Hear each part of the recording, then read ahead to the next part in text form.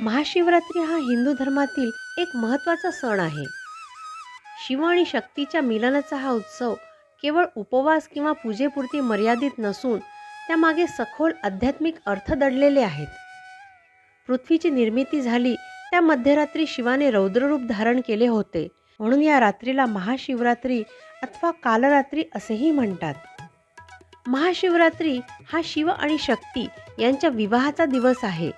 शिव म्हणजे पुरुषाकृती किंवा स्थिर चैतन्य आणि शक्ती म्हणजे प्रकृती किंवा ऊर्जा. या दोघांचे मिलन म्हणजे विश्वातील सृजनशीलतेचा उत्सव. आपल्या शरीरातही कुंडलिनी शक्तीचा शिवतत्वाशी संयोग घडून आणण्यासाठी हा काळ अत्यंत अनुकूल मानला जातो.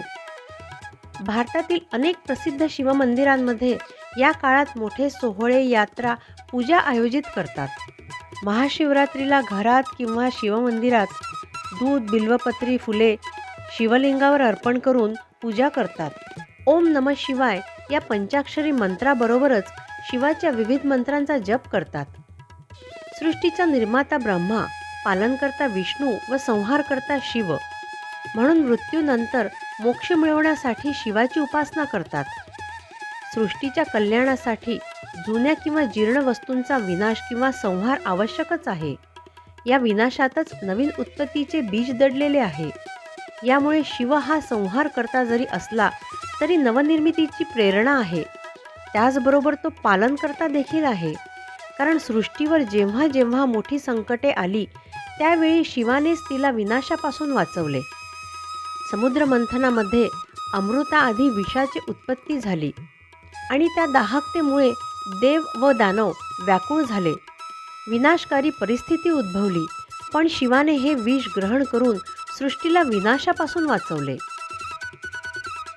गंगा जेव्हा पृथ्वीवर अवतरली तेव्हा तिच्या पाण्याचा प्रचंड जोर पृथ्वी सहन करू शकली नसती, म्हणून शिवाने गंगेला आपल्या जटांमध्ये सामावून घेतले.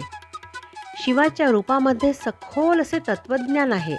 त्याचा तिसरा डोळा उघडणे म्हणजे केवळ क्रोध नसून तो विवेक आणि ज्ञानाचा प्रकाश आहे.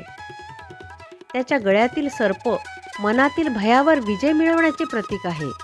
त्याच्या मस्तकावरील शीतल चंद्र आणि वाहती गंगा हे शांतता आणि पावित्र्याचे प्रतीक आहे. शिवो भूत्वा शिवं यजेत, अर्थात शिवाची पूजा करायची असेल तर आधी स्वतः शिव बनावे लागेल. म्हणजे आपल्या मनातील द्वेष, अहंकार आणि अज्ञान सोडून सर्वांप्रती प्रेम आणि दयाभाव जागृत करणे हे आहे. खरे तर आपले विरोधक व शत्रू यांना आपलेसे करणे हीच शिवाची भक्ती आहे. ज्यांचा समाजाने तिरस्कार केला त्यांना शिवाने जवळ केले.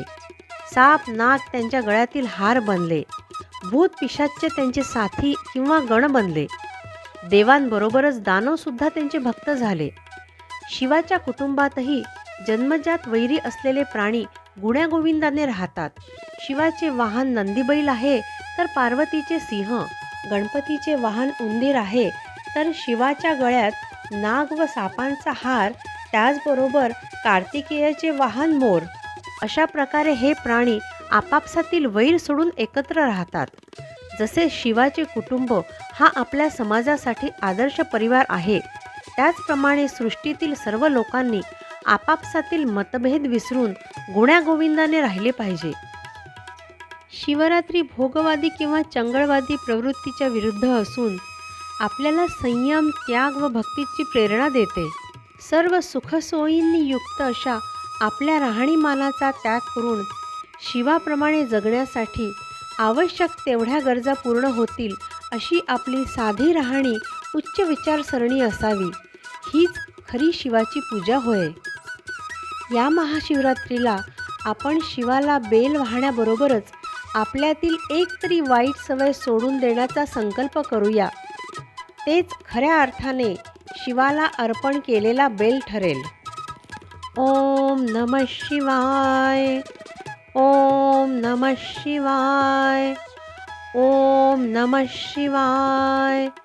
ओम नमः शिवाय. ओम नमः शिवाय.